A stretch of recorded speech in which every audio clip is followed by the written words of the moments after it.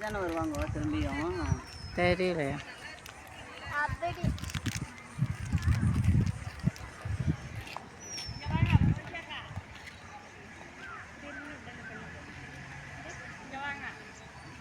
முக்காலி இருக்குதாங்க நினைக்கிறேன்.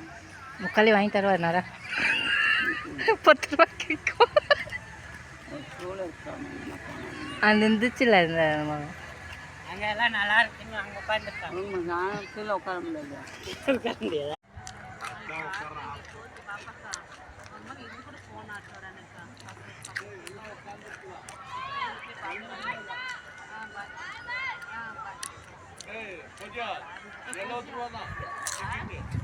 ₹70 டிக்கெட்டு ₹70.